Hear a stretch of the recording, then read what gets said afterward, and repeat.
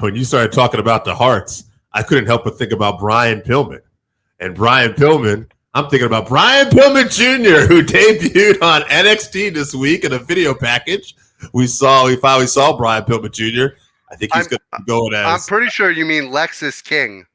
He did not say Lexus. That is the rumor, but he did say King. That's the name of it. But we're talking NXT versus AEW this week. How the two shows stacked with each other.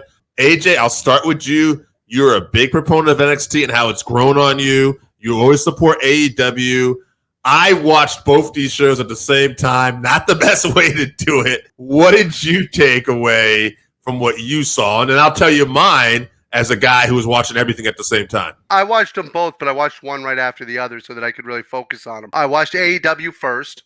AEW, I figured would need the rating help, so I was right on that. A good show, solid show. Saw 2 titles change hands. I'm intrigued why Saraya's run has come to an end so fast. Yeah. Maybe her body just can't take the physical demands yet of having to be champion every week. That's speculation. I'm not actually suggesting that that's a fact, but I'm just saying maybe that's one of the things that led to it. Hikaru Shida, 3-time champion now. Jon Moxley, not medically cleared yet from that concussion, which is ironic because he give Hangman Page a hard time for taking so long to be medically cleared from his concussion. Just saying. But Orange Cassidy, who has wrestled every week and has busted his ass, is back and won back the International Championship.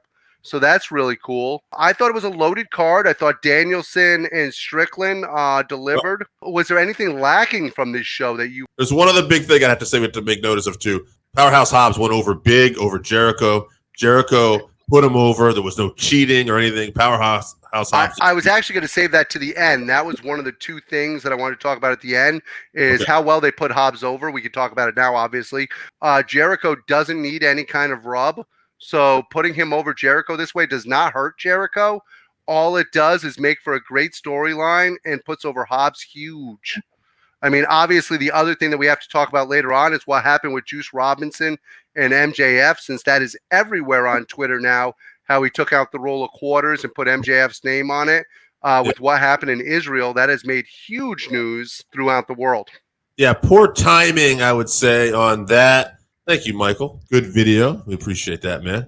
Yeah, I think poor timing on AEW's part. I know Max has said out there that, hey, trust us. Don't, because of Westland's done in the past, trust me, we could tell this story in a good way. And I heard somebody recently comment this, I think on Fightful, that it's up to Tony, and no matter what MJF says, you shouldn't be doing this right now. He says things I avoid just from a business standpoint, religion and politics, because you're going to eventually turn off a portion of your fan base. And with the timing of everything going on in Israel, you couldn't have picked a worse time to try this angle. Yeah, absolutely. And first of all, we don't know when they came up with this angle. They could have nixed it the same day. We know the WWE has a tendency of changing things right up to the minute, but it is really poor timing. We'll see what they do this week.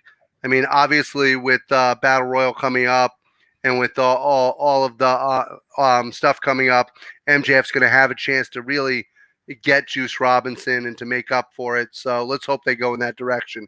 We'll see. That, and of course, it was the debut of Adam Copeland as a wrestler. He beat Luchasaurus. I felt this was kind of an afterthought. At the end of the day, I have to say this. I would want to point out something about Luchasaurus, though. And I think this could be an effect Adam Copeland has on the roster, too. It could be a good thing. But ever since Luchasaurus has gotten together with Christian Cage, is he wrestling more like a big man than in the past and a monster? Like, I feel like he's really in-wing wise changed his game, and I think it's for the better. Oh, absolutely. He's one of those wrestlers who I always tell people, as a former wrestler, this is my advice to you. Just because you can do something doesn't mean you need to.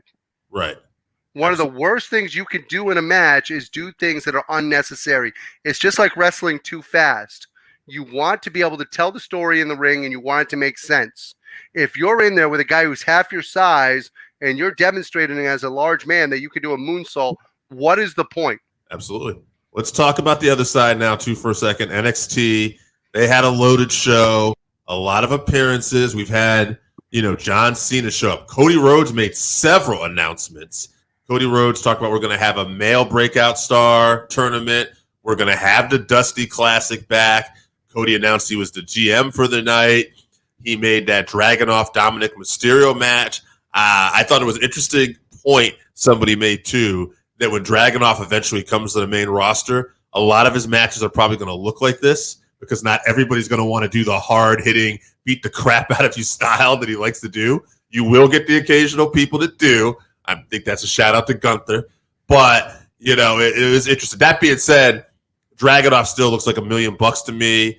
This guy, I love his presentation all. They had a small video segment a lot of people didn't talk about, but it was with Laya Valkyrie and Becky Lynch coming up, where they did a really good job of comparing their journey together, how they were both from Ireland and had, Becky had inspired Laya a few times, and it was very fascinating. And then another thing NXT did do well, talk about reversal. AEW always usually lets us know what's coming up. I think at the end of it, they'd announced one match for Collision and one match, the Battle Royal coming up for next week's Dynamite. NXT had they announced Tegan Knox versus Valkyrie next week, Dijak versus Baron Corbin versus Carmelo Hayes, when the winner's supposed to be a number one contenders match, and we have more of the women's breakout. I was like, this feels like a real reversal here, where now NXT is setting up stuff for the following week. Which, by the way, when you have all this talent on the show, like a John Cena, who you put him in there with Trick and Carmelo, and then the Undertaker at the end of it, he probably didn't do a lot of good for Braun Breaker, but, given his nod of approval to Carmelo Hayes. Now, wait a minute here. Yeah. Let's be fair to the Undertaker here, because while he went over Braun Breaker, he did put Braun Breaker over. He did tell him, one day you're going to be the badass. He just said, today's not your day. Right. So he did give him the nod. It was a fight. It wasn't like it was a wrestling match where Taker just came back, pinned him 1, 2, 3, get the hell out of here. Honestly, it was a sucker punch too. So let's be fair to Braun on this one. Absolutely. Also, I want to mention something because you mentioned the three-way dance that's going to be coming up. I'm not big on this three-way dance. And I'm going to tell you why.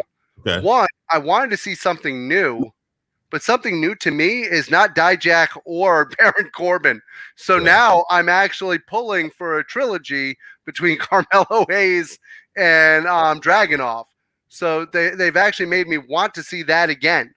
You're probably right, and they probably are going to do the trilogy, and maybe the loser is going to go up to the main roster. Maybe the timing of this couldn't be any better when you think about it, because and the thing is, either one of these guys are ready to go to the main roster, if not both of them.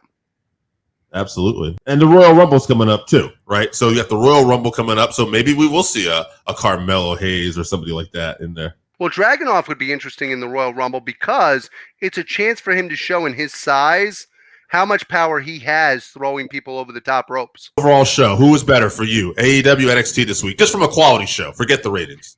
Well, for me, for a quality of show, I'm actually going to go with NXT this week. Mm-hmm. I did enjoy AEW, but for me, it was so well put together because a lot of times when you have those stars come in, it could be discombobulated. And they did a good job of still sticking to the storylines and making the veterans actually fit into the storylines.